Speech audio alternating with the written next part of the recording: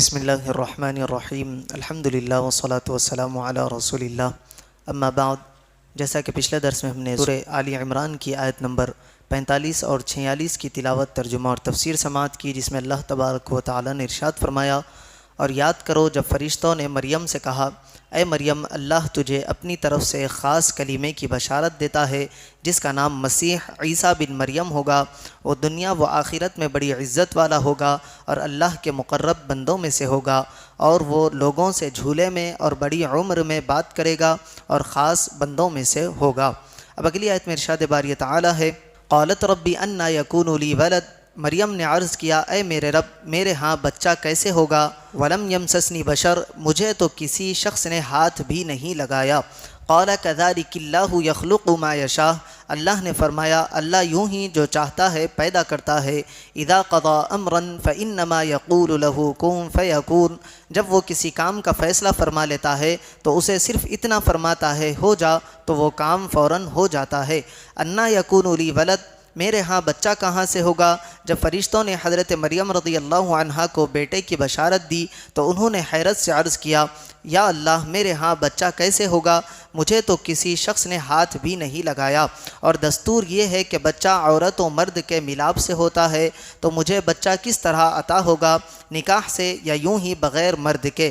جواب ملا کہ اسی حالت میں، یعنی تم کنواری ہی رہو گی اور فرزند پیدا ہو جائے گا، کیونکہ اللہ بڑی قدرت والا ہے، اور اس کی شان یہ ہے کہ جب وہ کسی کام کا فیصلہ فرما لیتا ہے تو اسے صرف اتنا فرماتا ہے ہو جا، تو وہ کام فوراً ہو جاتا ہے۔ اگلی آیت میں ارشاد باری تعالی ہے، وَيُعَلِّمُهُ الْكِتَابَ وَالْحِكْمَةَ وَالتَّوْرَاةَ وَالْإِنْجِيلَ، اور اللہ اسے کتاب اور حکمت اور توریت اور انجیل سکھائے گا۔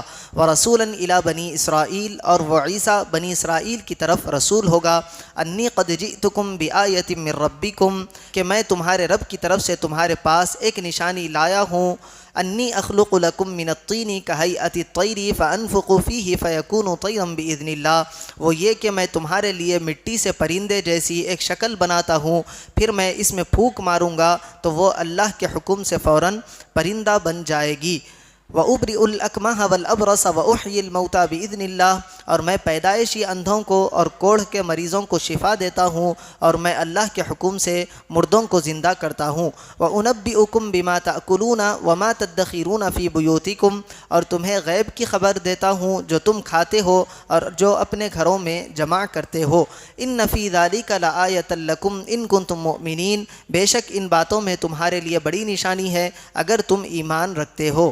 رسولاً الی بنی اسرائیل، اور بنی اسرائیل کی طرف رسول ہوگا۔ اللہ تعالیٰ نے حضرت عیسیٰ علیہ السلام کو بنی اسرائیل کی طرف رسول بنا کر بھیجا، اور دلیل کے طور پر اس زمانے کے حالات کے موافق بہت سے معجزات عطا فرمائے۔ آیت سے معلوم ہوا کہ حضرت عیسیٰ علیہ السلام صرف بنی اسرائیل کے نبی تھے، یہی بات موجودہ بائبل میں بھی موجود ہے۔ آیت میں حضرت عیسیٰ علیہ السلام کے 5 معجزات کا بیان ہے۔ پہلا ہے مٹی سے پرندے کی صورت بنا کر پھونک مارنا اور اس سے حقیقی پرندہ بن جانا۔ دوسرا ہے پیدائشی اندھوں کو آنکھوں کا نور عطا فرما دینا۔ تیسرا ہے کوڑھ کے مریضوں کو شفا یاب کر دینا۔ چوتھا ہے مردوں کو زندہ کر دینا۔ پانچواں ہے غیب کی خبریں دینا۔ پرندے پیدا کرنا، یعنی جب حضرت عیسیٰ علیہ السلام نے نبوت کا دعویٰ کیا اور معجزات دکھائے تو لوگوں نے درخواست کی کہ آپ علیہ السلام ایک چمگادڑ پیدا کرے۔ آپ علیہ السلام نے مٹی سے چمگادڑ کی صورت بنائی، پھر اس میں پھونک ماری تو وہ اڑنے لگی۔ چمگادڑ کی خصوصیت یہ ہے کہ وہ اڑنے والے جانوروں میں بہت عجیب ہے اور قدرت پر دلالت کرنے میں دوسروں سے بڑھ کر ہے، کیونکہ وہ بغیر پروں کے اڑتی ہے اور دانت رکھتی ہے اور ہنستی ہے، اور اس کی مادہ کے چھاتی ہوتی ہے اور وہ بچہ جنتی ہے، حالانکہ اڑنے والے جانوروں میں یہ باتیں نہیں ہوتی۔ دوسرا، کوڑھیوں کو شفا یاب کرنا۔ حضرت عیسیٰ علیہ السلام اس مریض کو بھی شفا دیتے جس کا برص بدن میں پھیل گیا ہو اور اطباء اس کے علاج سے عاجز ہو، چونکہ حضرت عیسیٰ علیہ السلام کے زمانے میں طب کا علم انتہائی عروج پر تھا اور طب کے ماہرین علاج کے معاملے میں انتہائی مہارت رکھتے تھے، اس لیے ان کو اسی قسم کے معجزے دکھائے گئے تاکہ معلوم ہو کہ طب کے طریقے سے جس کا علاج ممکن نہیں اس کو تندرست کر دینا یقیناً معجزہ اور نبی کی نبوت کی دلیل ہے۔ حضرت وہب رضی اللہ عنہ کا قول ہے کہ اکثر حضرت عیسیٰ علیہ السلام کے پاس ایک ایک دن میں 50 ہزار مریضوں کا اجتماع ہو جاتا تھا. ان میں جو چل سکتا تھا وہ حاضر خدمت ہوتا، اور جسے چلنے کی طاقت نہ ہوتی اس کے پاس خود حضرت عیسیٰ علیہ السلام تشریف لے جاتے اور دعا فرما کر اس کو تندرست کرتے اور اپنی رسالت پر ایمان لانے کی شرط کر لیتے. انشاءاللہ تعالی 2 معجزات کو ہم نے سماعت کیا، باقی کے معجزات کو آئندہ کل کے درس میں ہم سماعت کریں گے. اللہ تبارک و تعالی سے دعا ہے کہ انہیں اور سننے سے زیادہ اعمال صالحہ کی توفیق عطا فرمائے.